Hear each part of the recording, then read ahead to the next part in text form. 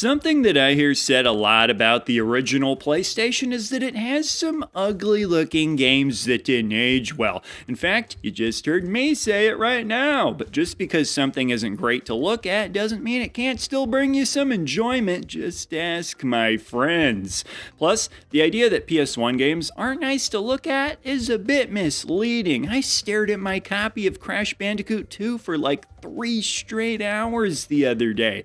But even besides that, the PlayStation has a whole boatload of 2D games that are not only not bad to look at, but perhaps some of the most beautiful games you'll ever see. Sometimes I swear that besides my wife, there ain't nothing as purty as the original Rayman. We're talking 65,000 eye-popping colors here, folks. I mean, how do that many colors even exist? I made a list of all the ones I know and only got to like 9. And I can't even guarantee all of them are eye-popping. But even when we look at the 3D games on the PlayStation, the games that back in the day had us saying, oh boy, but nowadays have us saying, oh boy. Luckily, these games knew their limits. Well, maybe not all of them, but a lot of them did. Metal Gear Solid didn't try to be some sort of open-world desert hiking simulator. It knew its limitations. The levels are tightly designed. The game predominantly uses a fixed camera and radar system that gives the game a feel reminiscent of how older games, that's right, even older than the PS1, would play, and that just, well, works. As a result, many fans of the series will still to this day tell you it's one of, if not the best game in the series. Then take a look at a game like Resident Evil 2. Pre-rendered backgrounds, baby. I wouldn't mind having some of these back these days. These looked really nice. Final Fantasy did the same thing. It's almost like the good developers are the ones who know what they're doing. The point is, there's plenty to enjoy on the original PlayStation. There's a really good quote that I can't remember exactly where I heard it, but I'd like to share it with all of you now. It goes, "For those who cannot find anything to play on the PlayStation, you're a doofus." And now I remember, the person who said that was me. But nah, you'll still be alright if you don't enjoy the console. That said, let's dig into the first game I want to talk about, although if you've been paying attention, I've already talked about a few. Rayman, that's right, can't just talk about all the colors it has. This game feels like a classic 16-bit game gone wild, which would make sense because at one point it was actually supposed to be a Super Nintendo game, and we all know how those tend to turn out. Pretty good. But the thing is, in a lot of ways, it's very different from a lot of the 16-bit classic platformers. For starters, it's on a CD, and so you'll get CD quality audio that goes for more of an understated, mood-inspired, atmospheric feel. The other thing is that this game moves pretty slowly, definitely slower than most platformers I've played. You eventually get the ability to run, but it's the last power in the game that you unlock, and unless you're an expert, you're probably not going to want to use it much anyways, because you better believe it, this game has a reputation for being really difficult. Don't let Rayman's slap-happy face fool ya. Funny enough, I've actually just reached the very last stage of this game. I'm not showing you footage of it here, it's way too stressful to be capturing for footage. But when I think of how bad I was at this game when I first got it, it feels like going back to the beginning of my life when I didn't even know how to walk, but look at me now. The stride, the confidence, I'm downright cocky at this point. I've beaten the Space Mama boss encounter. Take that, anyone who's ever gotten through law school. You want to get through this game and you want some advice from me? Well, quick little trick for you. And it's almost like a mind trick. What throws a lot of people off in this game is how much hang time you have on your jumps, messing up a lot of the timing for your jumps, causing you to die a lot, and that's kinda sad. But in the ultimate case of turning that frown upside down, what we're going to do is change that disadvantage into an advantage by utilizing all that time you have to land to guide Rayman to exactly where you want to go. And sure, there's still a lot of precision required in addition to quick reflexes, especially when you need to grab or punch things in the air, but changing your mindset in that way really helped me to get a lot better at the game. And if you're curious, I've yet to even attempt the very final stage of the game because I don't want it to end. That way I've always got something to look forward to.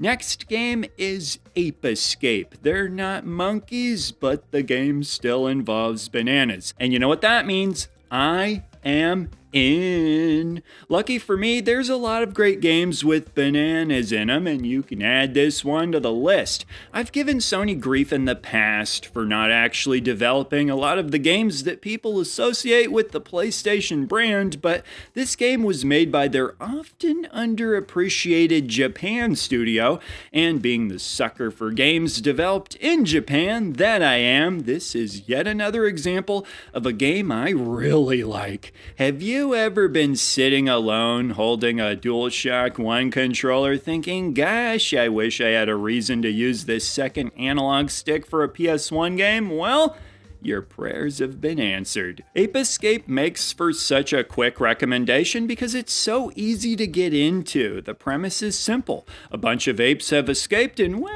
you're not about to stand for that. You gotta track them all down and catch them in what ends up amounting to a colorful platformer with various obstacles, a wide array of gadgets to use, and fun environments to navigate in order to do so. Caught an ape? You sure did. It's satisfying, triumphant, and addicting. Time to catch the next one. What always cracks me up is when sometimes you'll be chasing apes and they'll drop banana peels behind them as if that's going to deter me. Only fueling the fire there, buddy. How do you think my wife gets me out of the house on time when we need to go somewhere? When I see banana peels in Mario Kart, I get so excited I go right for them. And sure, I slip, but it only makes me pursue you all the more intensely with the hope you have more. Next game I'd like to talk about is Raiden Project, which, funny enough, much like Rayman, was also a launch game, and much like Rayman, is also a game with 2D visuals. In fact, it's two games that use 2D visuals as you get both Raiden as well as Raiden 2.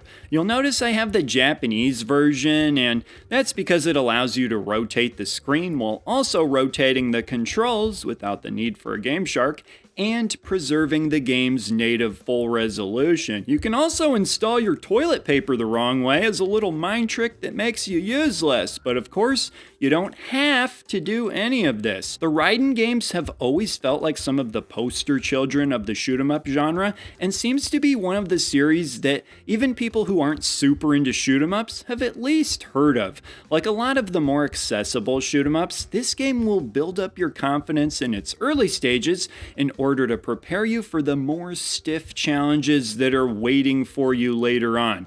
And much like life itself, they're challenges you may not be able to get past. I've always loved the explosion animations in these games, whether it be the bombs you can drop or the enemies themselves blowing up. But I tell you what, if you want to see that happen, you have gotta be ready to do quick dodges. So get those thumb quickness exercises ready.